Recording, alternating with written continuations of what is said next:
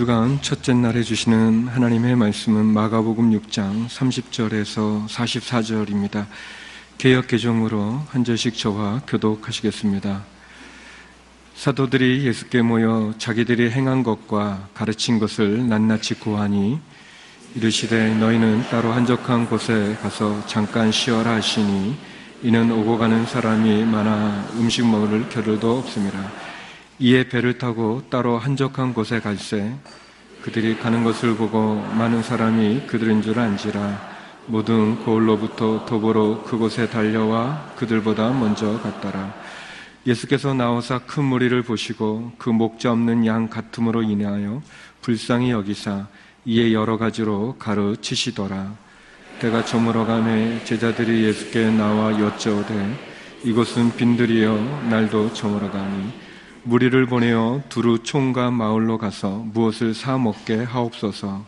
대답하여 이르시되 너희가 먹을 것을 주라 하시니 여짜오되 우리가 가서 200데나리온의 떡을 사다 먹으리까. 이르시되 너희에게 떡 몇 개나 있는지 가서 보라 하시니 알아보고 이르되 떡 5개와 물고기 2마리가 있더이다 하거늘 제자들에게 명하사 그 모든 사람으로 때를 지어 푸른 잔디 위에 앉게 하시니 때로 100명씩 또는 50명씩 앉은지라. 예수께서 떡 5개와 물고기 2마리를 가지사 하늘 우러러 축사하시고 떡을 떼어 제자들에게 주어 사람들에게 나누어 주게 하시고 또 물고기 2마리도 모든 사람에게 나누시네.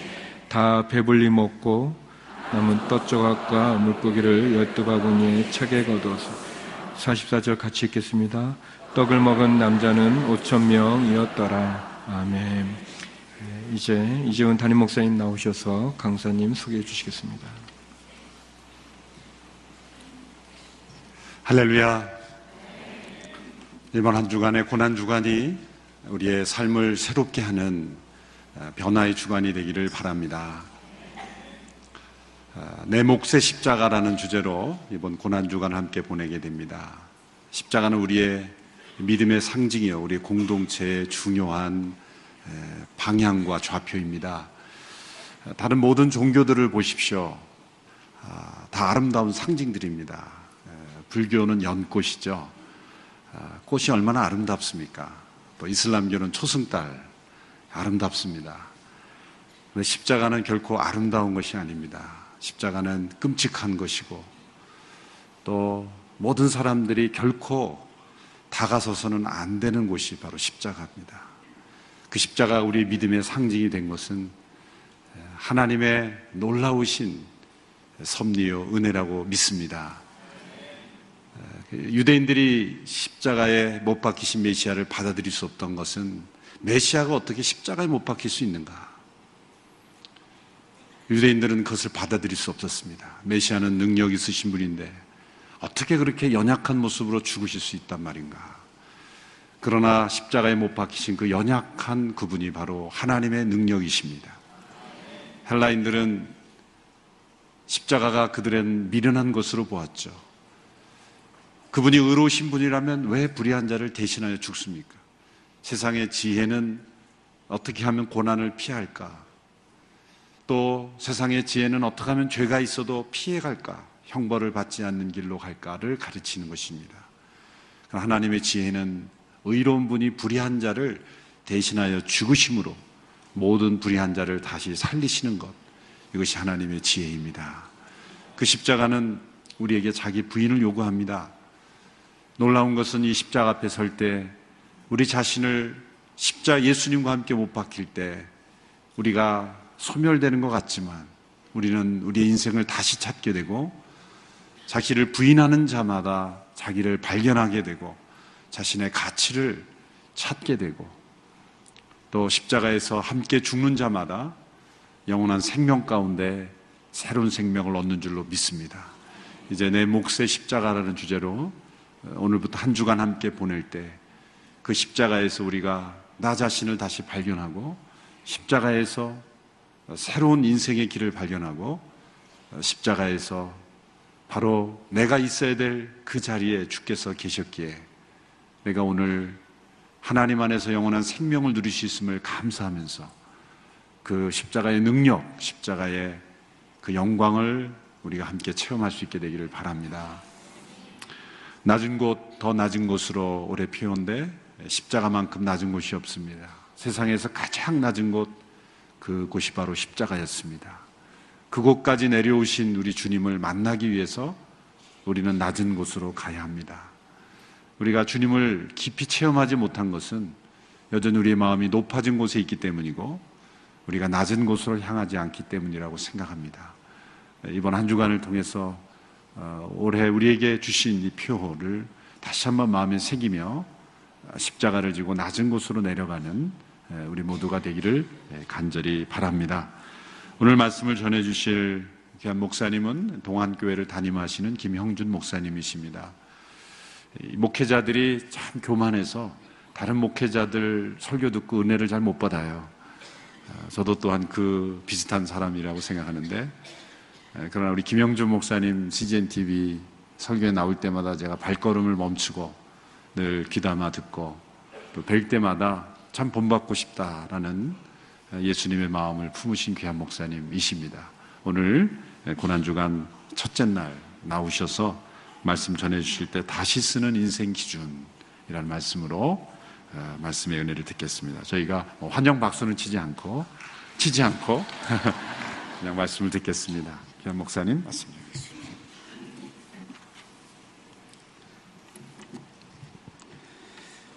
여러분 잘 아시는 이 오병 여의 사건을 저는 의미 있게 읽은 적이 있습니다. 저희 집 사람이 임종기도라 그러죠.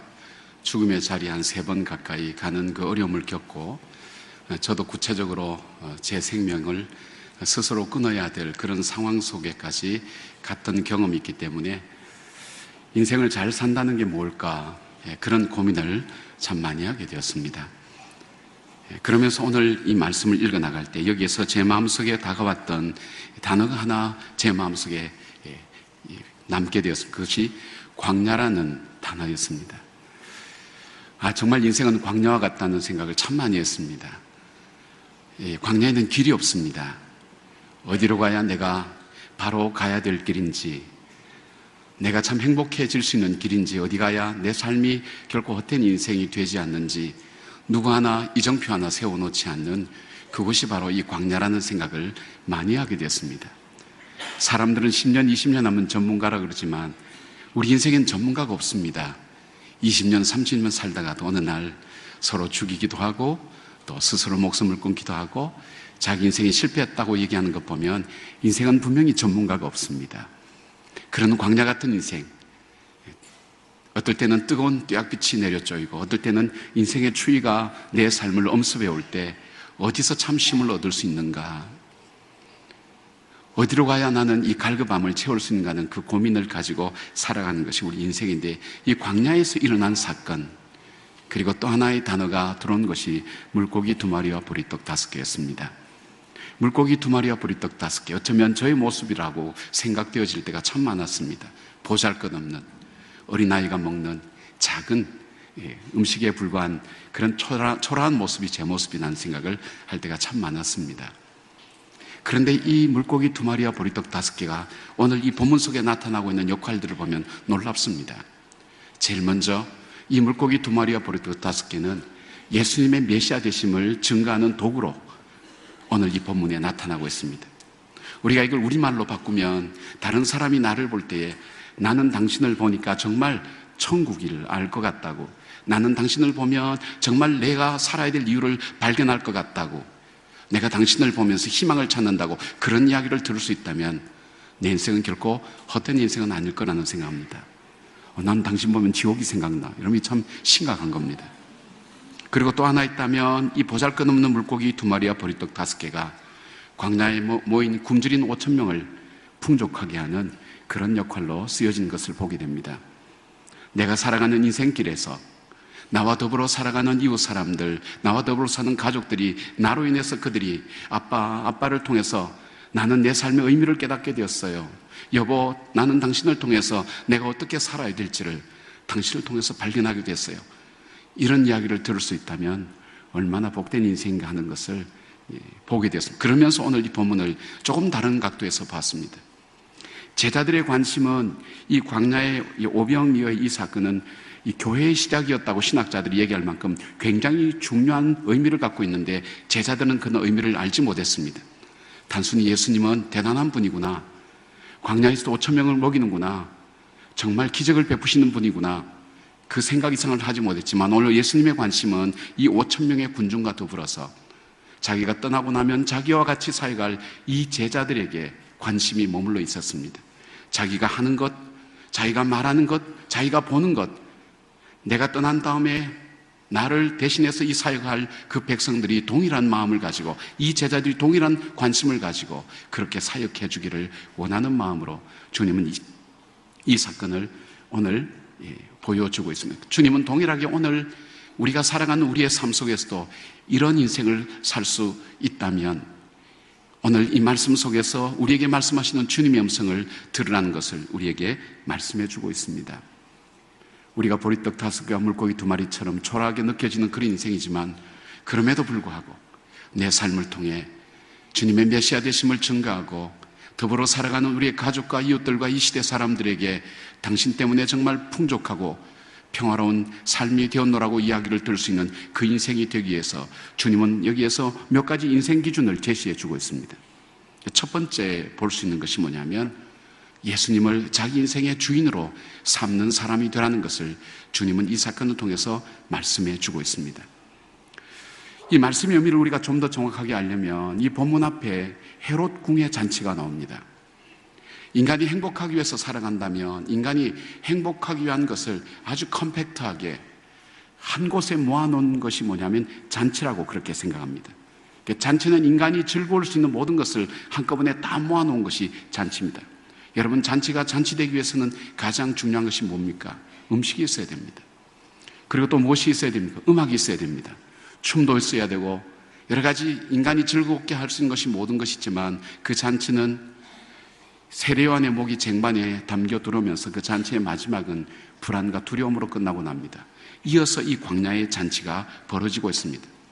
광야는 인생을 즐겁게 할 만한 것이 아무것도 없습니다. 기쁘게 할 만한 것도 아무것도 없습니다. 의미를 찾을 만한 것도 아무것도 없습니다. 그러나 이 광야에 일어난 이 사건은, 이 잔치는 오늘 우리에게까지 감동으로 우리의 삶을 바꾸는 귀한 역사로 증거되는 이유가 무엇일까요? 하나입니다. 그 중심 속에 예수 그리스도께서 계시냐 계시지 않느냐, 그 차이를 주님은 정확하게 이 본문을 대조시키면서 우리에게 말씀하고 있습니다. 제자들은 자기 마음속에, 자기 삶 속에 예수님을 자기 주인으로 삼지 않고도 그들은 얼마든지 예수님을 따라다니면서 귀신을 내어쫓고 병자도 고칠 수 있었습니다. 그러나 자기가 정말 누구를 주인으로 섬기고 사느냐는 것은 십자가의 그 사건 앞에서 자기 자신이 진정 누구를 섬기고 있는가를 발견하게 된 것입니다.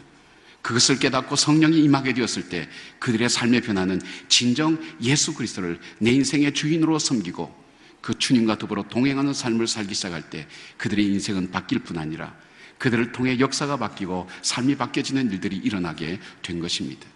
그러기에 사도행전은 뭐라 그럽니까? 사도행전을 기도행전, 주인 되시는 그 주님께 물어보면서 이 삶을 시작합니다. 성령행전, 내가 스스로 내 마음대로 살아가는 것이 아니라 성령께서 나와 함께 하시는 그 삶을 살아갈 때 거기에서 진정 내 삶의 새로운 역사를 만들어가는 일들을 할 수 있다는 것을 사도행전의 역사는 보여주고 있습니다. 내가 비록 살아가는 인생 속에 나를 즐겁게 하는 요소들이 나를 떠나간다 할지라도, 지금 비록 내 삶이 광야와 같다 할지라도, 그러나 내 삶 속에 주님이 내 인생의 주인이 되신다면 그 주님을 모시고 살아가는 그 삶은 사람들 보기에 광야처럼 인생을 즐겁게 할 만한 것이 아무것도 없다 할지라도 그 인생 속에 새로운 역사를 만들어가는 하나님의 역사를 체험하게 되는 것입니다. 여러분, 한두 분쯤은 아마 다 들어보셨을 겁니다. 저 신안군 가면 정도라는 그 섬에 문중경 전도사님이라는 분이 있습니다. 이분은 17살 때 이 섬으로 시집을 왔습니다. 시집을 와서 보니까 이미 자기 남편은 다른 여자와 살고 있었습니다. 친정으로 돌아가도 시집에서 죽으라는 얘기만 듣고 그는 이 시댁에서 거기서 처녀로 지금 늙어가고 있었습니다. 삶의 의미를 찾지 못했습니다. 17살 소녀가 꿈꿨던 가정, 남편과 이 알콩달콩 살면서 아기를 낳고 재밌게 살아가는 그 상상이 여지없이 깨어지고 그가 꿈꿨던 사랑은 그에게 비수가 되어서 그의 마음에 아픔으로 다가오게 되었습니다. 자기 며느리를 불쌍하게 본 그 아버지가 이 며느리에게 글을 가르쳐 줍니다. 이 글을 보면서 위로하고 또 위로받고 살으라고. 이 아버지가 돌아가시고 이 시아버지가 돌아가시고 20년 동안 이곳 살다가 그는 목포로 나가게 됩니다. 목포에 나가서 싹바느질을 하면서 생활을 영위하게 됩니다. 살아있지만 죽은 인생으로 살아가고 있습니다. 사랑에 먹는 여인. 그런데 그 목포에 있는 북교동교회 교인 집사님 한 분이 전도하러 오셨습니다. 여보세요, 예수님이 당신을 사랑합니다. 뭐 여러 가지 얘기가 그에겐 들어오지 않았지만 사랑이란 말이 자기 가슴에 꽂혔습니다. 사랑, 나는 사랑 때문에 삶이 뭉개진 사람이야. 무너진 사람이야. 그런데 누가 나를 사랑한단 말이야. 부모도 나를 사랑하지 못했잖아. 나를 사랑한 시아버지도 나를 지키지 못했잖아. 누가 나를 이 세상에 사랑한단 말이야. 근데 저분은 지금 누가 나를 사랑한다고 이야기하는데 저분이 누굴까? 그러면서 그 북교동교회에 나가게 됐습니다. 마침 그때 이승복 목사님, 성결교 유명한 봉사했던 이승복 목사님이 이렇게 말씀하고 계셨습니다. 수고하고 무거운 짐진 자들아 다 내게로 오라. 내가 너희를 쉬게 하리라. 소장농으로 고생하고 수고한 자들아 다 내게로 와. 내가 너희를 쉬게 하리라. 시집살이에 수고하고 무거운 짐진 자들아 다 내게로 오라는 그 초청 앞에 이분은 거기서 부닥치기 시작했습니다. 그리고 하염없이 울기 시작했습니다. 예수가 누군디? 예수가 누군디? 그 예수가 누군데 나를 사랑하는가? 예수가 누군데 나를 오라고 하는가? 하염없이 예배 시간 내내 울던 그는 이승복 목사님 위해서 예수님의 사랑을 알게 되었습니다. 그 예수님을 자기 인생의 주인으로 섬기게 되었습니다. 이제는 나를 사랑한 그 예수님을 위해서 자기가 살기로 그 삶을 결정하고 가기도 어려운, 가고 싶지도 않은 그 정도로 다시 신학을 공부한 다음에 그쪽으로 들어가게 됩니다. 소방맞은 여자가 왔다는 그 마을 사람들의 차가운 냉대, 심지어는 똥바가지를 머리에 붓고 머리채를 붙들고 가는 그 마을 사람들, 그 박해와 어려움 속에서도 이 마을 사람들에게 한 번도 이 사람들이 받아보지 못한 예수님의 사랑을 그들에게 나눠주기 시작했습니다. 그의 영성에서 나온 이 하나님의 놀라운 은혜와 역사는 그 마을 사람들에게 하나님의 사랑이 무엇인지를 충분히 전하게 되었습니다. 아픈 사람이 있으면 배에 손을 얹고 기도합니다. 하나님, 여기는 약도 없습니다. 의사도 없습니다. 하나님께서 치료하셔야 됩니다. 그럴 때 이상하게 그 병이 낫는 것을 마을 사람들은 목격하게 되었습니다. 아무리 나쁜 이 자식이 있어도 그 전도사님 가서 꾸짖으면 그 자식은 그 말에 순종하고 굴복하며 돌아오는 것을 마을 사람들이 경험하면서 이전에 받아보지 못한 그 사랑들, 놀라운 사랑들, 예수님의 사랑을 그들이 받기 시작했습니다. 그리고 저녁에는 아이들을 불러 모아서 노래를 부르면서 복음을 가르치기 시작했습니다. 그리고 1950년 이 마을에 공산당이 들어왔을 때 이 마을에서 잡혀서 목포로 압송되게 되었습니다. 그러나 목포로 이미 갔을 때에는 이 9.28 수복이 되면서 공산당은 다 올라가고 이 전도사님은 해방되었지만 말리는 이승복 목사님을 뒤로 두고 그분은 다시 이 정도라는 마을로 돌아갑니다. 마을 사람 47명과 함께 이 백사장에서 해변가에서 이제 한 명씩 죽음을 기다릴 때 그가 일어나서 이야기합니다. 이 사람들은 죄가 없다고 내가 대신 죽겠다고 할 때 바로 공산당이 그렇게 얘기합니다. 유명한 표현이죠. 전현이 바로 씨암탉이라고. 그리고 죽창으로 찌릅니다. 죽지 않으니까 총으로 쏴서 결국 1950년 10월 5일 날 순교하게 됩니다. 그것으로 그의 삶이 끝난 줄 알았습니다. 그러나 그것이 아니었습니다. 그분이 그 섬에 머물면서 100개의 교회를 개척했습니다. 그분이 돌아가시고 난 다음 그분으로부터 받은 예수님의 사랑이 그 마을 사람들 속에 다시 살아나기 시작했습니다. 그들 속에 예수를 믿는 놀라운 운동들이 일어나기 시작했습니다.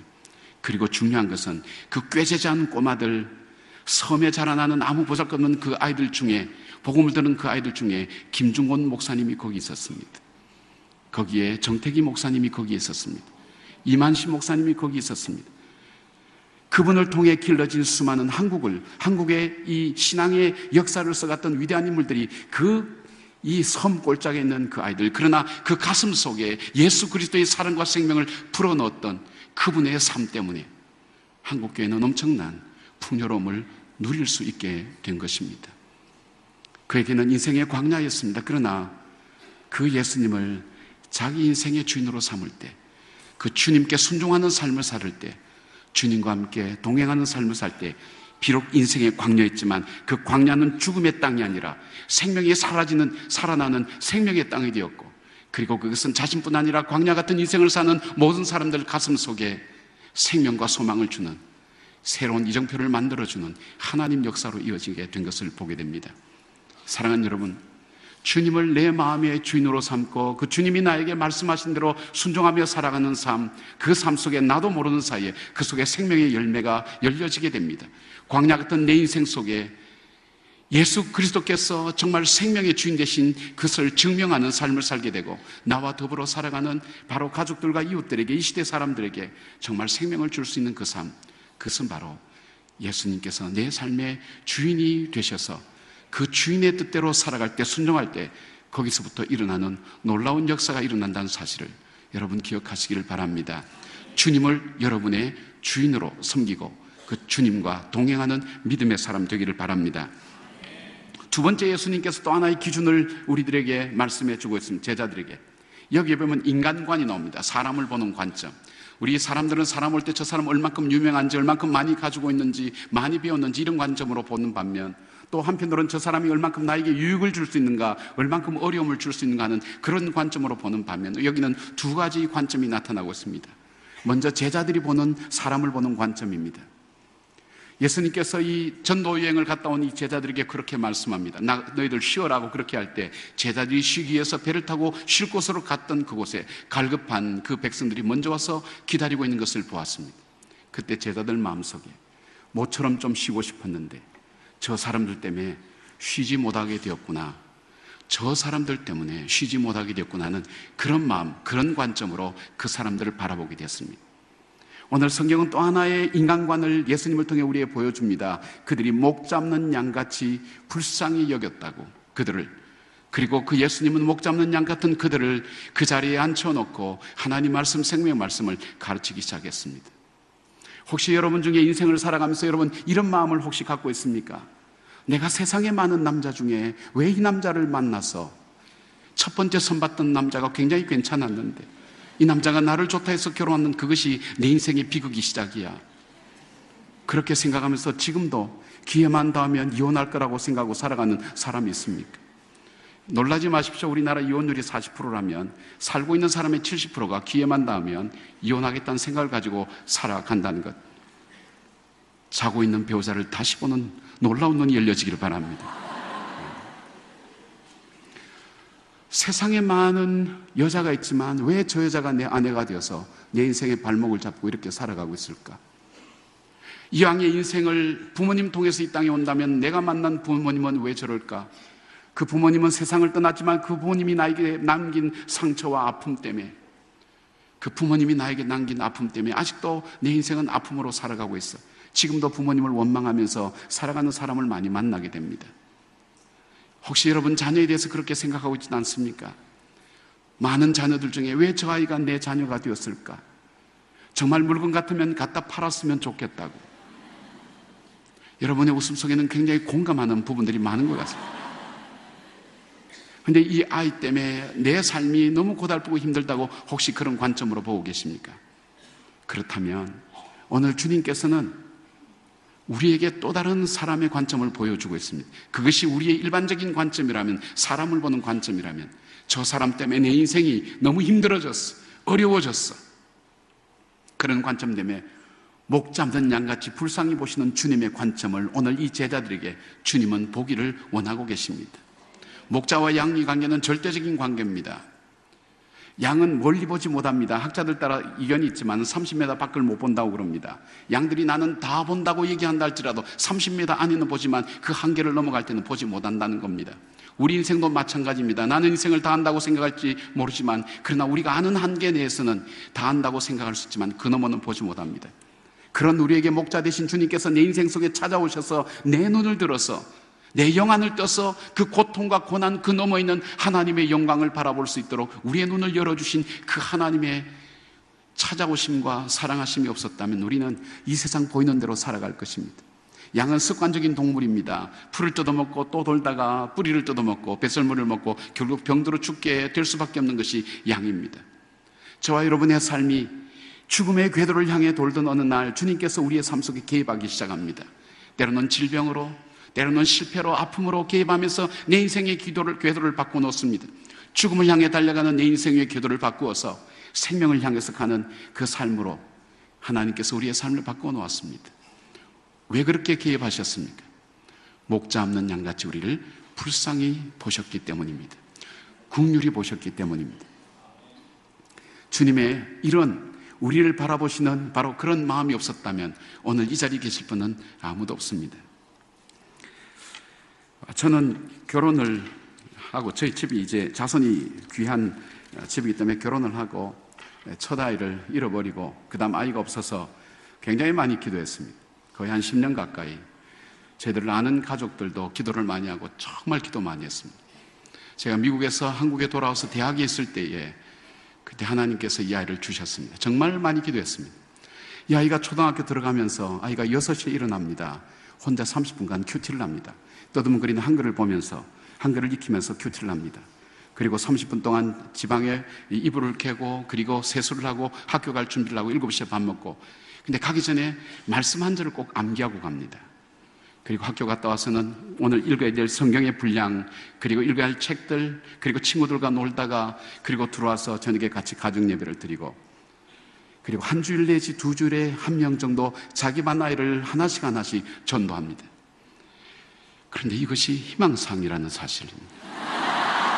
이랬으면 얼마나 좋았을까. 이 아이는 자기가 스스로 귀한 줄 압니다. 야단치면 이렇게 얘기합니다. 자꾸 그러면 집 나간다 길이 좀 먹게. 여러분 이 말의 의미를 여러분 금방 알아들으시나요? 전 제일 처음에 이게 무슨 말인지 몰랐어요. 이 아이의 생각 속에는 이것이 있는 거예요. 나는 나가서 길을 잠깐 잊어버리면 당황하겠지만 나를 잃어버린 너희는 미칠 거야. 그러니까 확실하게 협박하는 거예요. 자꾸 그럼 집 나간다 길 좀 먹게. 때리려고 하면 도망갑니다. 때려. 나는 맞으면 아프지만 때린 너희 가서 뭉개질 거야. 때려. 얼마나 대단한 아이인지 모릅니다. 그래도 여자아이기 때문에 음악을 좀 공부시켜야 되겠다고 생각해서 바이올린을 가르쳤습니다. 꽤 오래전에 떴다 비행기 배우는데 100만 원 들었습니다. 그러니까 저희 교 집사님 한 분이 오셔서 목사님 딸은 음악에는 소질이 없는 것 같아요. 다른 예술 분야로 돌리시지요. 그리고 정말 우리 교회 집사님 딸 중에 절대 청음을 가지고 있고 음악에 재능 있는 아이가 있는데 저 아이는 조금만 투자하면 굉장한 음악가가 될 소질을 갖고 있습니다. 목사님 저희 아이에게 투자하시는 게 어떨까요? 그렇게 제안을 해왔습니다. 제가 어떻게 할까요? 여러분 표정이 지 문제를 왜 우리한테 물어보느냐고. 가끔 제가 대답을 잃어버리면 여러분께 도움을 구할 때도 있습니다. 근데 여러분 제 딸에게 투자하면 그 결과가 어떻게 될지 하늘도 알고 땅도 압니다. 저 굉장히 합리적인 사람입니다. 이성적인 사람입니다. 실용적인 사람입니다. 제 딸에게 투자하면 그거는 이 밑빠진 독에 물 붓는 것과 같다는 것 그거 누구든지 다 압니다. 그럼에도 불구하고 저는 제 딸에게 투자합니다. 이유는 없습니다. 아무 이유 없습니다. 뭐 가능성 있다는 거 뭐 그런 것도 없습니다. 이유는 딱 한 가지입니다. 내 딸이라는 것 때문에. 굉장히 unfair합니다. 불공평합니다. 정말 실력 있는 가능성 있는 아이들이 볼 때는 불공평합니다. 저 가능성 없는 저 낭비의 일들을 왜 하느냐? 저는 다른 이유가 없습니다. 그러고 싶습니다. 아니 떴다 비행기를 100만 원 아니라 1000만 원이 들어가도 이 아이에게 투자할 필요가 있다면 저는 얼마든지 투자할 것입니다.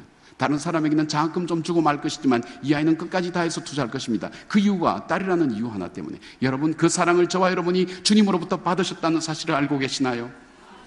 주님께서 우리를 하나님의 자녀라는 것 때문에 하나님은 나도 포기한 나를 포기치 않고 끝까지 나를 붙드시고 나를 인도하시고 나를 불쌍히 여기셔서 목 잡는 양같이 내 인생을 바라보시고 나에게 찾아오셔서 말씀하시고 이렇게 세워주신 그 사랑 십자가의 그 사랑이 없었다면 오늘 우리는 여기에 있을 수 있을까요? 비합리적입니다. 불공평합니다. 비실용적입니다. 주님의 사랑을 이해할 수가 없습니다. 그러나 그 사랑이 없었다면 저와 여러분 오늘 여기까지 올 수가 없었습니다. 바울은 주님의 사랑에 대해서 이렇게 말씀합니다. 우리가 연약할 때에 쓸모가 없는 거예요. 저 인간이 제대로 사람 구실을 못하는 거예요. 연약할 때에도, 정말 하나님이 싫어하는 우리가 죄인 되었을 때에도, 심지어는 우리가 하나님을 대적하는 원수가 되었을 때도 하나님께서는 자기 아들 독생자를 십자가에 못 박아 죽임으로써 하나님께서 우리를 사랑하신다는 것을 우리에게 확정시켜 주셨다고 말씀하셨습니다. 비합리적인 하나님, 우리를 사랑할 때 비합리적인 하나님, 공평하지 못한 하나님, 그 하나님이 우리를 사랑하셨기에 오늘 저와 여러분이 있다면 그 주님이 오늘 우리에게 말씀하시는 겁니다. 내가 너에게 준 사랑, 그 사랑을 이 땅을 살아가며 사람들을 바라볼 때 저 사람 때문이 아니라 주님 때문에 저 사람을, 네가 받은 사랑을 좀 나눠줄 수 있겠니? 주님께서 그렇게 부탁하고 계시는 겁니다.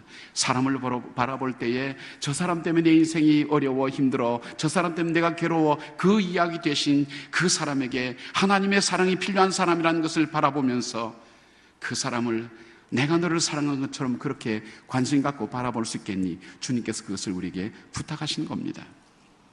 여러분, 사도행전의 역사가 있는데 사도행전의 실제적인 역사는 3장부터 시작됩니다. 날 때부터 걷지 못한 그 사람을 거들떠 보지 않았습니다. 이전에도 성전 미문에 앉아 있었지만 하나님의 성령의 영이 그들 속에 임하게 될 때 그에게 관심을 갖게 되었습니다. 그에게 다가갑니다. 그렇게 얘기합니다. 내 삶을 일으켜 세우신 그 예수 그리스도의 이름으로 당신에게 말씀드립니다. 그 예수님의 이름으로 내 삶을 일으키고 나를 사랑하시고 포기지 않았던 그 하나님의 사랑으로 말씀드립니다. 일어나십시오. 예수 이름으로 일어나십시오. 그때 그 나면서부터 일어서지 못한 그 사람은 일어나서 성전을 향해 뛰어갔다고 그렇게 되어 있습니다. 사람을 보는 눈이 바뀌어진 겁니다. 사랑하는 여러분, 하나님께서 우리를 사랑하신 것을 우리가 분명히 다시 한번 고백할 수 있다면, 십자가의 그 사랑을 받은 것을 우리가 다시 한번 분명히 우리가 고백할 수 있다면, 오늘 주님은 우리에게 이렇게 말씀합니다. 너 삶이 정말 물고기 2마리와 보리떡 5개처럼 광야 같은 인생 속에 참 소망을 이야기할 수 있고 풍성함을 줄 수 있는 그 삶이 되기를 원한다면 사람을 보는 관점을 주님께서 그 사람들을 보는 관점으로 바꾸어서 볼 수 있겠니? 주님 그렇게 말씀하고 있습니다. 우리 삶의 진정한 변화는 바로 이 사람을 어떻게 보느냐에 달려있다는 것을 여러분께서 기억하시고, 이제 사람을 바라볼 때 사랑이 필요한 사람, 기도가 필요한 사람, 도움이 필요한 사람, 그런 사람으로 보는 우리 관점의 변화가 일어나기를 바랍니다. 그런 눈으로 좌우에 있는 분들 한번 보시겠습니까? 이 인간도 하나님이 사랑하셨구나. 네. 하나님의 사랑이, 하나님의 관점이 여러분 속에 있기를 바랍니다. 세 번째 주님께서 보여주신 것이 있습니다. 그것은 주님께서 모든 문제를 풀 때에 기도로 풀어가라는 것을 이 제자들에게 보여주고 있습니다. 예수님께서 이렇게 말씀합니다. 이 사람들을 먹여야 되지 않겠니? 주님, 여기는 빈들에다가 먹을 것도 없습니다. 돈도 없습니다. 돈이 있다 할지라도 음식을 살 수 없습니다. 저들 보내어서 저들이 직접 먹게 해주십시오. 그때 예수님께서 이렇게 말씀합니다. 아니다, 너희들이 먹을 것을 주어라. 무엇이 있는지 찾아보라고 얘기했습니다. 그래서 안드레에게 찾아온 것이 무엇이냐면 어린아이가 먹는 바로 작은 도시락, 오늘 말씀드리는 보리떡 5개와 물고기 2마리를 주님 앞에 올려드립니다. 여러분, 순수하게 생각하실 수도 있을 거예요. 주님, 요거밖에 없습니다. 그렇게 생각하는 것도 있지만 이렇게 생각할 수 있습니다. 주님, 여기 주님의 말씀대로 된다는 것이 불가능하다는 증거가 여기 있습니다. 결코 이루어질 수 없는 불가능의 증거가 여기 있습니다. 보리떡 5개와 물고기 2마리밖에 없지 않습니까? 물고기도 요만한 거, 그거 아이들 먹는 그거밖에 없지 않습니까? 불가능합니다. 그때 주님은 아무 말씀 안 하셨습니다. 헬라어 원어상을 보면 주님께서 그것을 받아서 주저함없이 하늘을 향해 축사했다. 축사 속에 들어있는 것은 전통적인 유대인들이 기도했던 그 기도의 감사의 기도의 내용이 있습니다. 광야에서 우리 백성을 먹이신 하나님, 그리고 우리를 지금까지 인도하신 그 하나님에 대한 감사 기도를 하고 난 다음 그들에게 떡을 떼어서 나누어 주기 시작했습니다. 그것이 바로 오늘 이 오병이어 역사의 놀라운 사건입니다. 주님은 이 사건을 통해서 제자들에게 말씀하시는 게 뭐냐면, 인생의 광야 속에 살아갈 때 수많은 일들, 불가능한 일들, 어려운 일들 나타날 때 그때 너희들의 방법대로 하지 말고 바로 불가능한 그 증거까지도 들고 하나님 앞에 우르르 기도하는 방법으로 이 광야에서 기도할 때 주께서 열어가시는 이적과 기적의 역사를 주님은 이 제자들에게 말씀하고 있습니다. 주님은 우리에게 기도하라고 말씀해 주셨습니다. 기도를 가르쳐 주셨습니다. 기도의 본을 보여주셨습니다. 기도 응답이 되지 않을 때 왜 응답되지 않는지도 말씀해 주셨습니다. 기도로 변화시켜 나가는 것을 이 광야에서 이 제자들에게 보여주기 시작합니다. 사람은 자기 방법대로 문제를 풀려고 합니다. 심지어는 교회에 와서도 자기 방법대로 문제를 풀려고 합니다. 자기가 살아온 방식대로 인생을 바라봅니다. 잘 알려진 재미있는 얘기가 있지 않습니까? 한 대학의 두 학생이 싸우니까 각 학과 교수님들이 전공 분야별로 그 일을 분석하면서 얘기하기 시작합니다. 국문과 교수님, 저 주제 파악도 못하는 놈들. 수학과 교수님들, 제 분수도 모르는 놈들. 사회학과 교수님, 쟤들 때문에 학교 분위기가 망친다고. 미술과 교수님, 그림 보기 좋다고. 음악과 교수님, 장단 맞추고 있네. 경영과 교수님, 쟤들 인생을 저렇게 살아서 어떻게 할 거야. 경제과 교수님, 쟤들 저렇게 산다고 돈이 생기냐. 미생물학과 교수님, 저 썩을 놈들. 러시아학과 교수님, 스발로무스키. 사람은 자기가 공부하고 자기가 알아온 대로 자기 방법대로 문제를 풀려고 합니다. 그러나 하나님은, 오늘 주님은 정말 하나님 앞에 불가능한 것까지 들고 주님께 기도하며 풀어가기를 주님은 원하고 계십니다. 저희 얘기를 잠깐 이렇게 해드렸으면 좋겠습니다. 말씀드린 대로 저는 이렇게 결혼을 하고 이제 있으면서 첫 아이가 8개월째 사산되어서 나왔습니다. 그리고 그 충격으로 저희 아버님이 심장마비로 세상을 떠나게 되었습니다. 그리고 저희 사람은 중환자실에 들어가는 이것이 거의 한 달 안에 이루어진 일이었습니다. 연달아 일어난 그 사건, 그것이 제 인생의 어려움의 시작이었습니다. 고달픈 인생길의 시작이었습니다. 그럼에도 불구하고 하나님께서 다시 회복시키셔서 제가 이제 무학교에 있었습니다. 무학교에서 유학을 보내주어서 미국으로 유학을 가게 됐습니다. 제가 시카고로 갔는데 시카고로 가게 됐습니다. 교회에서 장학금을 받으면서 공부를 하는데 그 장학금이 굉장히 부담이 됐습니다. 그런 즈음에 제게 목회 길이 열려졌습니다. 한 5, 60명 되는 교회지만 정말 제가 노력해서 애써서 힘써서 노력할 수 있는 그 교회, 목회가 얼마나 재밌는지 알 수 없었습니다. 거의 한 서너 시간씩 자면서 제자 훈련 계속 해가면서 그 교회가 2년 사이에 한 3배로 부흥하는, 정말 놀랄만한 부흥이 일어나는, 재밌는 거예요. 목회가 참 재밌는 거예요. 그러던 어느 날 저희 아내에게 우울증이 찾아오게 됐습니다. 참 좌절감이 제게 찾아왔습니다. 나를 사랑하고 내가 사랑하는 한 여인, 그 여인도 행복하게 해줄 수 없는 것이 나의 삶이라면 내가 살아온 삶은 의미가 없다고 생각하게 됐습니다. 그리고 시카고의 밤하늘을 바라보았습니다. 여러분, 슬프면 눈에 눈물이 흐르는 것이 의식되나요? 정말 슬프면 이상하게 입안에 물이 고이는 거예요. 입안에 물이 어디서부터 올까? 저도 모르는 사이에 한없는 눈물이 제 눈에서 쏟아지고 있었습니다. 시골 버스를 타보신 분이 있습니까? 먼지를 일으키고 갑니다. 차가 버스가 서면 그 먼지가 그 버스를 덮치듯이 지나간 세월, 어려웠던 순간들을 이겨왔던 그 모든 것들이 한꺼번에 피곤과 지침으로 제 삶 속에 몰려오기 시작했습니다. 그때 처음으로 생각했습니다. 인생이라는 것은 참 고달픈 거구나. 산다는 것이 너무나 어려운 거구나. 정말 힘든 거구나. 인생을 빨리 끝내는 것이 좋겠다는 생각을 하게 됐습니다. 높은 데 올라가면 밑에 떨어지면 모든 것이 다 해결될 것처럼 보여졌습니다. 푹신한 구름이 있는 것처럼 저기 떨어지고 나면 모든 것이 끝나. 그리고 시카고에 있는 그 미시간 호수에 앉아있으면 호수에서 부릅니다. 들어오라고. 모든 것이 끝날 수 있다고 들어오라고. 그럼에도 불구하고 그 시간을 계속 붙들고 있었던 이유 중에 이유가 하나 있었습니다. 하나는 저희 어머니는 분명히 제가 죽고 나면 어머니도 같이 따라서 죽으실 것이라는 생각을 하게 됐고, 또 하나는 저 때문에 예수를 믿었던 사람들이 적지 아니었습니다.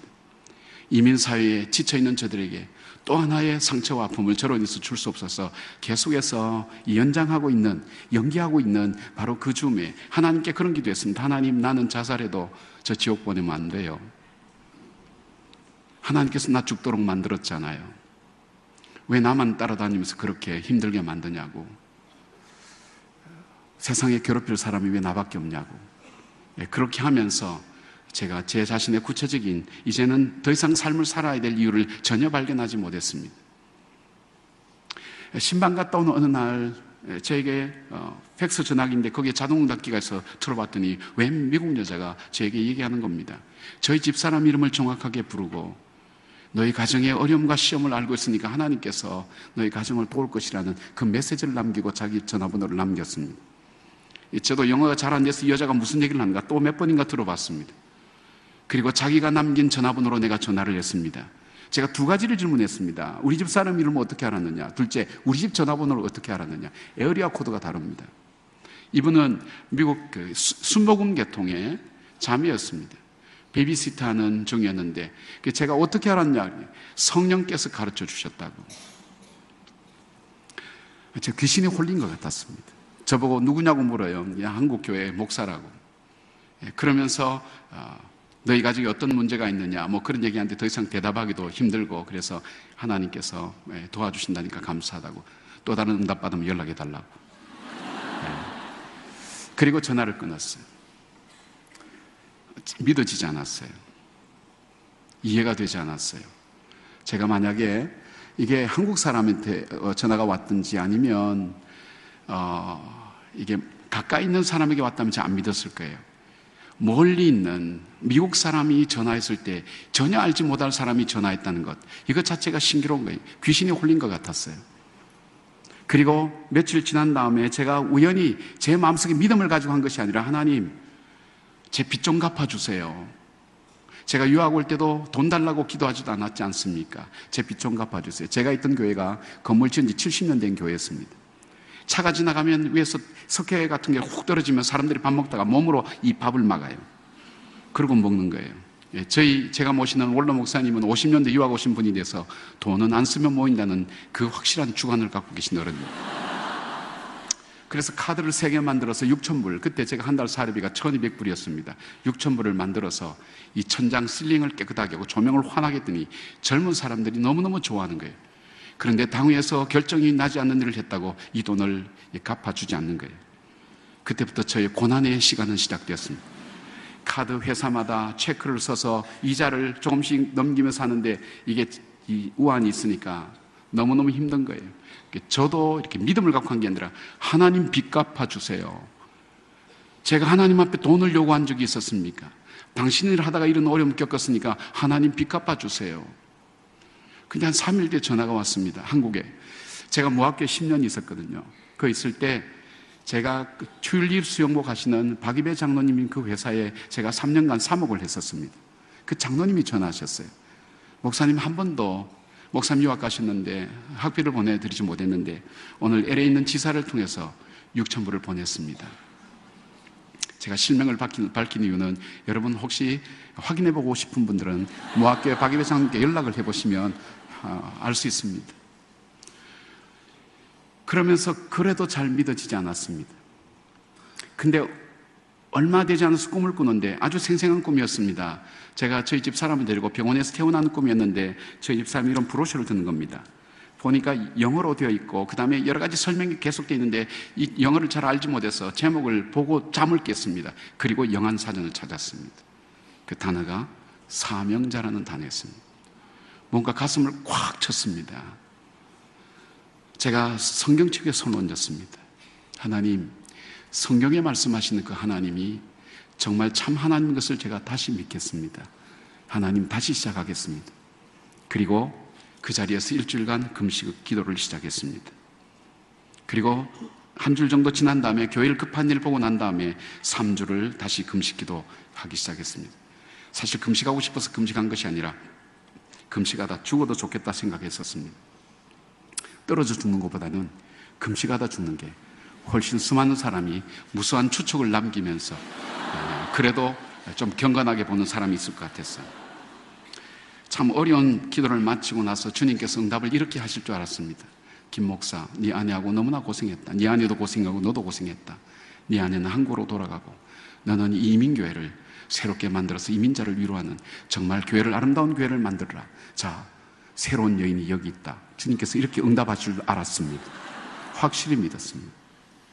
하나님 뜻은 그게 아니었습니다. 마음속에 주시는 음성이 그거였습니다. 교회는 누가 와도 되지만 네 아내는 네가 필요하다. 그리고 이어서 주님께서 하신 말씀이 너가 한 사람을 사랑하지 못하는데 어떻게 많은 사람을 사랑한다는 말이 성립되겠느냐. 그리고 또 하나, 내가 너를 이 땅에 보낼 때 네 안에 뒷바라지 하다가 오는 것이 너를 보낸 목적이라면 너는 어떻게 하겠는가. 그때 제가 주님의 말씀을 순종해서 아무것도 준비되지 않은 채 한국으로 나왔습니다.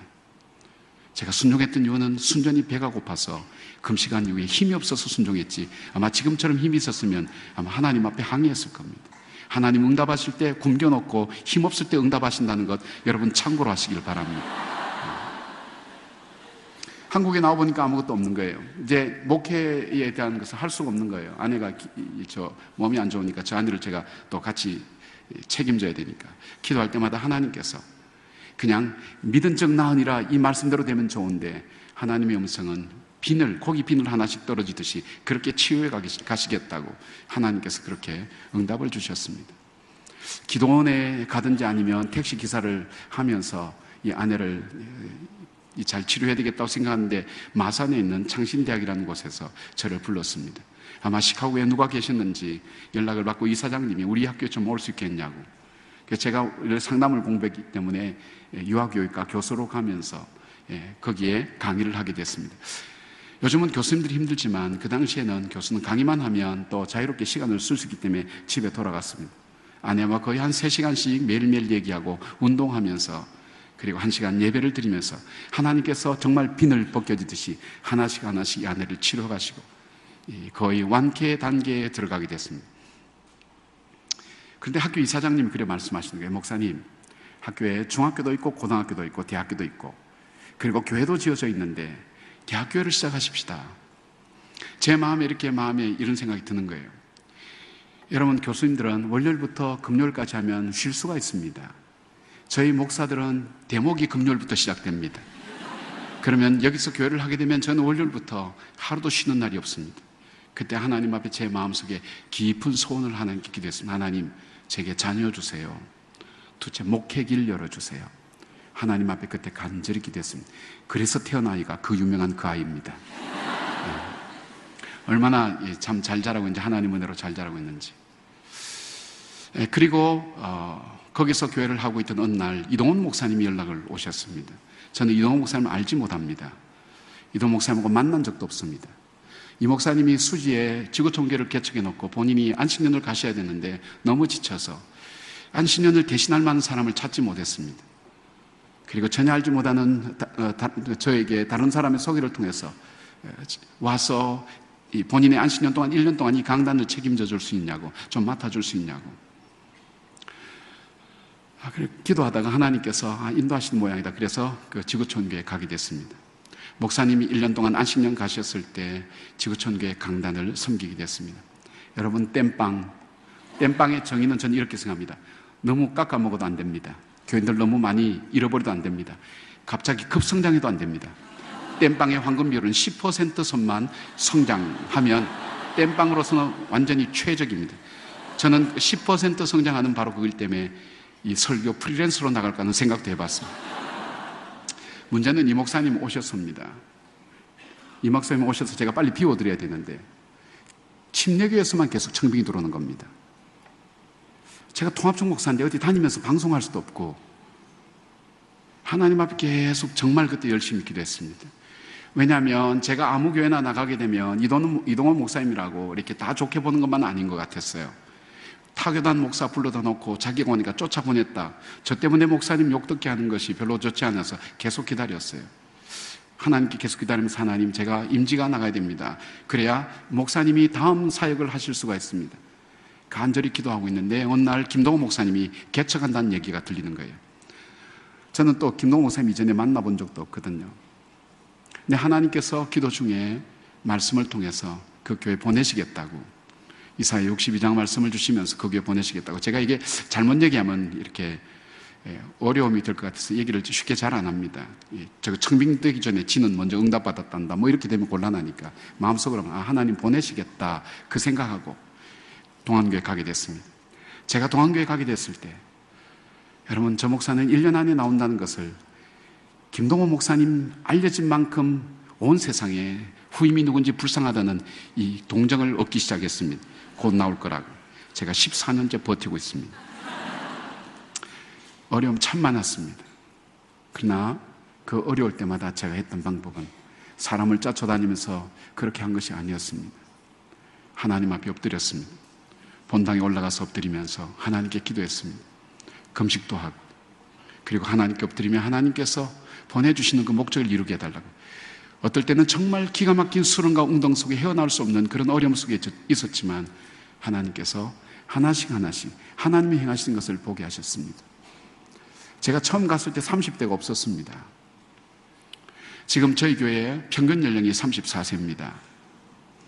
그리고 이 20대, 30대가 교회는 50%를 넘습니다. 작년에 기윤실에서 주는 참 좋은 교회상 최고상을 받았습니다. 받으려고 한 것도 아닙니다. 하나님께서 교회를 통해서 만들어 가시는 것, 제 힘이 아닙니다. 저는 지금도 힘들고 어려울 때마다 하나님 앞에 다시 엎드립니다. 사랑하는 여러분, 우리들의 방법이 많이 있지만 마지막 방법이 아니라 나에게 삶을 살아가면서 광자 같은 인생 속에 불가능한 일을 만난다 할지라도 낙심하지 아니하고 내 방법 하지 않고 끝까지 하나님 앞에 엎드려 기도해 나갈 때에 주께서 열어가시는 인생이 된다는 것을 여러분 확신하면서 기도의 자리에 들어가시길 바랍니다. 한 주일 동안 기도하시면서 기도를 통해 열어가시는 하나님의 이적과 기적을 광야에서 체험하시기를 바랍니다. 마지막 네 번째가 있습니다. 주님은 드림의 중요함을 말씀하고 있습니다. 이 아이는 물고기 2마리와 보리떡 5개, 불가능한 것을 주님께 드렸습니다. 만약에 이것이 주님께 드려지지 않았더라면 이 물고기 2마리와 보리떡 5개는 여전히 이 청중 속에서 물고기 2마리와 보리떡 5개로 끝날 수밖에 없었습니다. 주님께 드려진 이 보리떡 5개와 물고기 2마리는 메시아를 드러내는 놀라운 도구로 사용되었고 굶주린 그 백성을 풍족하게 하는 중요한 도구로 하나님께 쓰임을 받게 되었습니다. 주님께서, 주님의 능력은 이 아이가 드린 보리떡과 물고기를 바꾸어서 여러분 생선이나 아니면 햄버거로 만드실 수 있는 능력이 있을 겁니다. 스테이크로 만든다든지 자기 생명까지 주실 만큼 사랑했다면 분명히 주님은 그럴 수 있지만 주님은 그것을 바꾸지 않았습니다. 어쩌면 비린내가 나고 어쩌면 꺼끌꺼끌한 이 보리떡과 이 생선을 있는 그대로, 샘플만 뽑아서 한 것이 아니라 있는 그대로 주님은 이것을 가지고 사용하셨습니다. 이것이 보여주는 의미가 무엇입니까? 하나님께 우리의 상처와 아픔까지도 우리가 가진 것을 주님 앞에 드림 자체가 얼만큼 중요한가 하는 것을 주님 우리에게 보여주고 있습니다. 하나님께서 내게 주신 내 삶을 주님을 위하여 드려지는 그 삶, 거기에서부터 단순히 내 삶을 넘어서서 하나님이 쓰시는 인생이 되는 것을 보게 됩니다. 사랑하는 여러분, 이스라엘 백성들이 출애굽할 때 그들이 광야에서 죄를 짓기 위해서 죄를 지으면서 송아지를 만들었습니다. 금송아지 만들었습니다. 그들이 금이 어디서 났습니까? 질문 다음에 있는 침묵의 이 불편함을 저도 충분히 이해할 수 있습니다. 노예들은 금을 가질 수가 없습니다.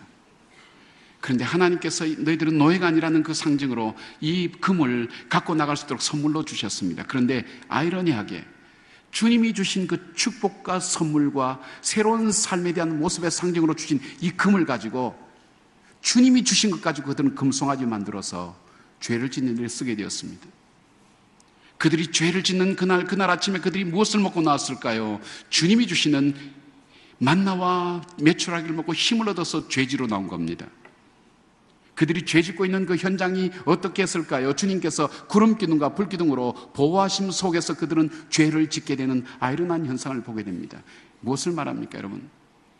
하나님이 내게 주신 축복 때문에 내가 죄를 짓는다는 것만큼 얼마나 억울한 일이 있겠습니까? 하나님 내게 물질 주시지 않았더라면 내가 죄를 짓지 못할 건데, 하나님 내게 건강 주시지 않았더라면 내가 이 죄를 짓지 않을 텐데, 하나님 내게 직분 주시지 않았다면 내가 죄를 지을 수 없었을 텐데, 하나님 내게 지식 주지 않았더라면 이런 죄를 짓지는 않았을 건데, 하나님이 내게 주신 것을 하나님께 돌려드리지 못할 때 하나님의 선물을 가지고 우리는 하나님을 대적하는 일에 쓰여질 수밖에 없다는 것을 오늘 이 말씀은 우리에게 보여주고 있습니다. 사랑하는 여러분, 여러분이 앉은 이 자리부터, 여러분이 드리는 기도부터, 이웃을 향해 내뻗는 작은 손길부터 어려운 사람에게서 던지는 그 미소로부터 여러분의 삶 속에 하나님 주신 것들을 주님을 위해서 사용하고 드리기 시작할 때 그 광야 같은 인생 속에 새로운 부흥의 역사가 일어나는 것을 보게 됩니다. 오늘 이 교회는 이 땅에, 광야 같은 이 땅에 물고기 2마리와 보리떡 5개처럼 정말 하나님의 존귀함을 나타내는, 그리고 더불어 많은 사람을 풍족하게 하는 그런 놀라운 사역의 역사들이 있기를 바랍니다. 사랑하는 여러분, 새로운 삶 살기를 원하십니까? 내 남은 삶 정말 복되게 살기를 원하십니까? 인생의 기준을 바꾸시길 바랍니다. 제일 먼저 내 삶의 주인이 누구인가를 정직하게 직면해 보십시오. 정말 내 삶의 주인이 주님이시라면 오늘 다시 한번 주님 앞에 내 문제를 두고 정중하게 여쭤보십시오. 그리고 내가 어떻게 살아야 될지를 주님 앞에 여쭤보시는 기도의 자리에 들어가기를 바랍니다. 성령을 사모하시길 바랍니다. 두 번째, 사람을 바라볼 때 내가 바라보는 관점, 내 편리와 내 이익과 내 관점에서 불편한 사람, 없었으면 좋았을 사람, 저 사람 때문에 나는 불행한 인생을 살았다는 것이 아니라 나에게 주신 내가 사랑할 대상, 나를 사랑하신 것처럼 하나님 내게 사랑하기를 원하시는 그 주님이라는 것. 이번에 강정마을에 잠깐 내려갔었습니다. 강정교회 부흥회 갔는데 그 목사님 하신 말씀이 그래요. 지금 해군기지 때문에 양쪽에서 싸우고 있는데 한 술 먹은 사람이 와서 이런 뭡니까 이게 유리그릇 가지고 이 목사님을 치려고 하는데 몇 번 치려다가 못 치더라는 거예요. 이 목사님은 순교라는 것은 얼떨결에 하는 거지 계획적으로 하는 건 아니구나, 그렇게 생명 위협을 느꼈다는 거예요. 그런데도 불구하고 그 사람이 너무 안타까워서 기다려줬다는 거예요. 근데 그분이 지금 교회에 너무너무 잘 나오고 있다는 거예요. 그러면서 하신 말씀이, 목사님 결국 사랑입니다. 사랑 가운데 사람이 변합니다. 사랑 속에 사람이 새로워집니다. 사랑하는 여러분, 정말 온 세상을 사랑하시는 교회 되기를 바랍니다. 그리고 기도로 열어가시길 바랍니다. 이미 기도로 여러분은 이 역사를 열어오셨습니다. 이제 하나님께 주신 이 기간 동안, 더 어려운 이 역사 동안에 기도로 한국 문제의 아픔을 가슴에 안고, 이 민족의 아픔을 가슴에 안고 주님 앞에 나아가는 믿음의 사람들 되기를 바랍니다. 여러분의 작은 드림이 큰 역사에 이룬다는 걸 기억하시면서 이 고난주간, 이 1주간의 이 고난주간을 통해서 하나님께서 여러분의 삶을 통해 열어가시는 하나님의 놀라운 은혜가 여러분만의 축복이 아니라 전 교회의 축복이 되면서 지금 어려운 한국교회에 새로운 희망과 소망을 줄 수 있는 참된 하나님 앞에 쓰임받는 거룩한 물고기 2마리와 보리떡 5개의 귀한 사명을 감당하는 여러분 되시길 주님의 이름으로 축원합니다. 기도하겠습니다. 하나님, 내 몫의 십자가라는 주제를 가지고 주님의 십자가를 묵상합니다. 우리가 연약할 때에, 우리가 죄인 되었을 때에, 우리가 원수가 되었을 때도 우리를 사랑하신 주님, 부족한 인생의 생애 속에 저희 가정의 어려움을 통해서 하나님께서 가르쳐 주신 그 진리의 말씀, 가장 힘들었던 바로 제 아내를 통해서 가장 귀한 사랑을 받게 하시고, 가장 힘들었던 사건을 통해서 가장 확실한 주님의 능력을 체험케 하시고, 가장 확신 없었던 연약함을 통해 주님의 능력을 증가하는 도구로 세워주셨던 주님의 사랑을 기억합니다. 사랑하는 주님, 나에게서 약점과 아픔이요 고통이라고 생각하는 그분을 통해서 오늘 주님만을 의지하게 만들고 주님의 뜻대로 우리의 삶을 인도하시는 그 하나님의 사랑과 능력을 저희들이 다시 한번 고백하게 하시고, 사랑하는 오늘 교회를 통해서 주께서 받으셨던 귀한 영광들이 이후에도 계속해서 지속될 수 있도록 이들이 세상에 앉아야 될 수많은 자리 중에 기도의 자리를 놓치지 않도록 도와주시옵소서. 예배하는 자리에 앉게 하여 주시옵소서. 주님을 찬양하는 자리에 앉게 하여 주시옵소서. 그리하여 살아계신 하나님, 광야 같은 이 세상 속에 정말 예수님의 메시아 되심을 증거하는 도구로 더불어 살아가는 이 시대와 우리의 가정과 이웃과 교회를 풍족하게 할 수 있는 사명자로 살아가기에 부족함이 없도록 하나님 함께하여 주시옵소서. 살아계신 예수님 이름으로 기도드리옵나이다. 아멘.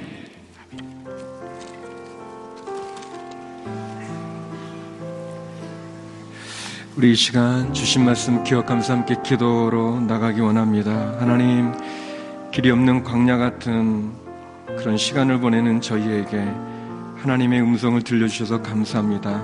하나님, 오병이와 같이 보잘것없는 내 모습, 초라하게 느껴지는 내 모습, 그러나 하나님, 다시 쓰는 인생의 기준으로 주님 앞에 쓰기를 원합니다. 우리 시간 같이 기도할 때 하나님,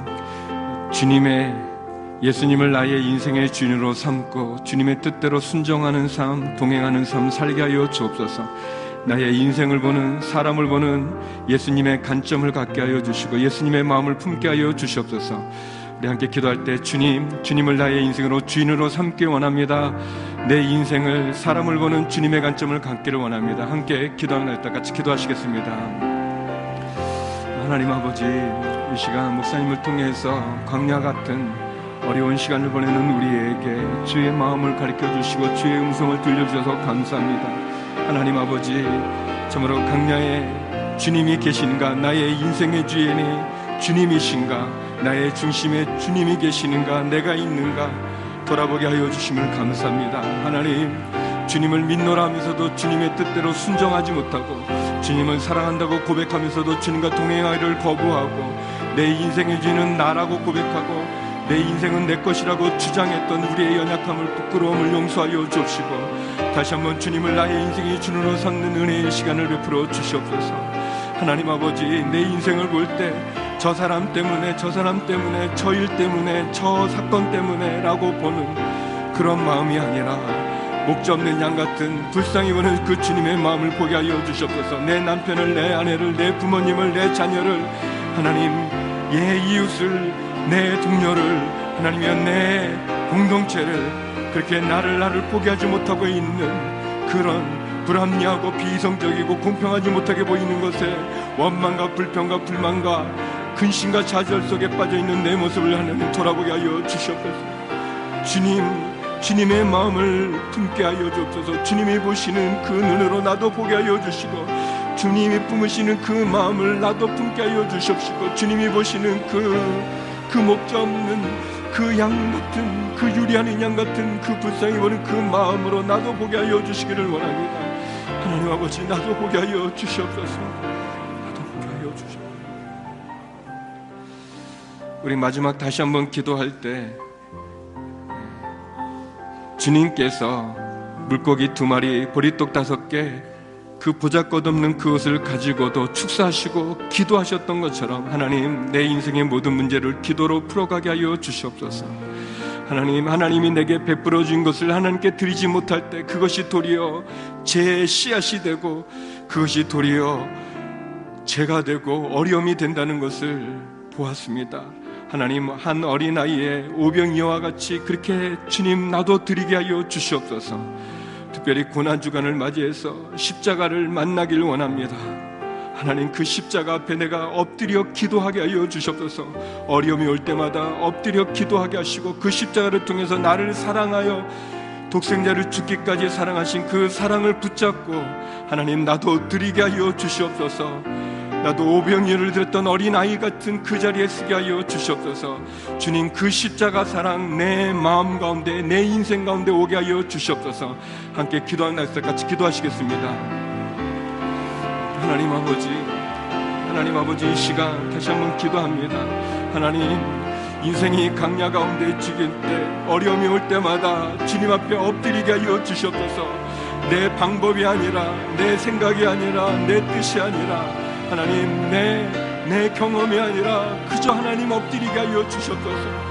주님, 아무것도 아닌 도시락을 갖고도 기도하시며 문제를 풀어가셨던 주님과 같이 하나님, 내 인생의 기준이 기도가 되게 하여 주시옵소서. 내 인생의 해결 방법이 기도가 되게 하여 주시옵소서. 하나님, 내게 주신 그 기도를 놓치지 말게 하여 주시옵소서. 그 기도의 끈을 붙잡게 하여 주시옵소서. 하나님, 주님이 내게 주셨던 그 모든 것, 하나님, 보리떡 5개, 물고기 2마리를 변화시키지 않고 그거 그대로 주님 기적을 베풀어 주신 것처럼 하나님, 내 상처까지도, 내 아픔까지도, 내 고난까지도 하나님 쓰시는 도구가 되는 것을 보았습니다. 하나님이 내게 주신 그 축복도 내가 드리지 않으면 그것이 도리어 죄가 되고 그것이 내 시험의 시작인 것을 듣게 해주셨습니다. 하나님, 고난주가 맞아요. 다시 한번 십자가 앞에 나가기를 원합니다. 십자가 주님을 만나기를 원합니다. 십자가 앞에 기도하고 엎드리게 하여 주십시고 내 모습 그대로, 드려진 그대로 쓰시는 그 하나님 앞에 내 있는 이 모습 그대로 주께 드리기를 원합니다. 하나님 아버지, 드리게 하여 주시옵소서. 하나님이 내게 주셨던 그 축복도 드리게 하여 주십시고, 주여 내 아픔도 내 고난도 드리게 하여 주셔서 독생자까지 주셨던 그 십자가 사랑 붙잡고 주께 나가는 저희가 되게 하여 주시옵소서. 하나님, 그렇게 주님 앞에 나가기를 원합니다. 주님, 그렇게 우리를 받아 주시옵소서. 하나님, 길이 없는 광야 가운데 있는 우리에게 하나님, 우리가 다시 살아갈 힘의 인생의 기준을 말씀하여 주신 것 감사합니다. 이 저녁 목사님을 통해서 하나님의 음성을 들려주셔서 감사합니다. 주님을 나의 인생의 주님으로 삼게 하여 주시옵소서. 주의 뜻대로 순종하며 살게 하여 주시옵소서. 하나님, 내 인생을 보는 관점이, 내가 사람을 보는 관점이 주님의 관점이 되게 하여 주시옵소서. 주님의 마음이 되게 하여 주시옵소서. 주님, 내게 닥친 모든 문제를 기도로 풀어가게 하여 주시옵소서. 내 생각과 내 방법과 내 경험이 있지만 그것 다 내려놓고 십자가 앞에 엎드리는 저희가 되게 하여 주시옵소서. 하나님, 주님이 그 어린아이의 오병이어를 바꾸지 않고 있는 그대로 기적을 보여주신 것처럼, 하나님, 내가 가진 상처, 내가 가진 아픔, 내가 가진 고난, 그것을 그대로 주님 기적의 도구로 삼으시는 주님을 믿게 하여 주시옵소서. 주님이 내게 주신 축복들도 드리게 하여 주시옵소서. 하나님, 사랑이 사람을 변화시키는데 우리는 독생자까지 아낌없이 주신 하나님의 사랑이 있습니다.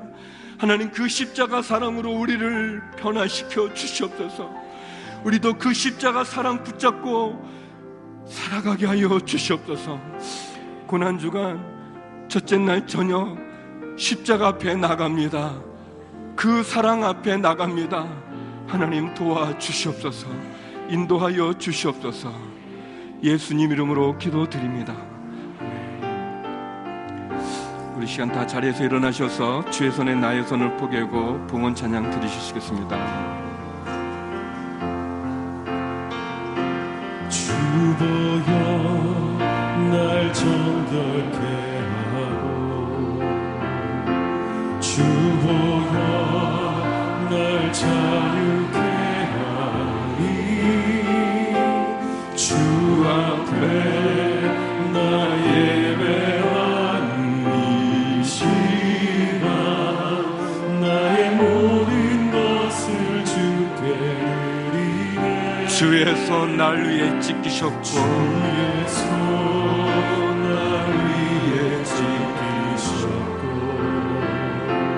주의 발 날 위에 박히셨으니,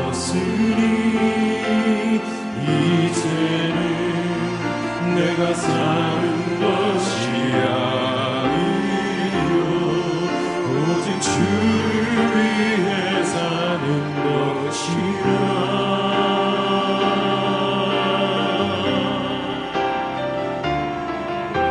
주의 손에 나의 손을 포개고, 또 주의 발에 나의 발을 포개고, 또 주와 함께 죽고 또 주와 함께 살리라. 영원토록 주 위에 살리라.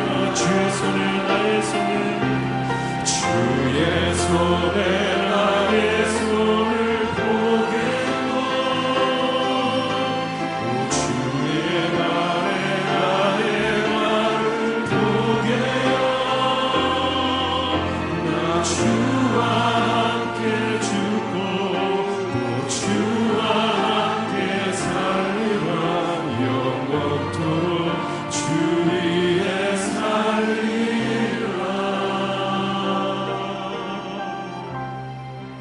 주 위에 살리라.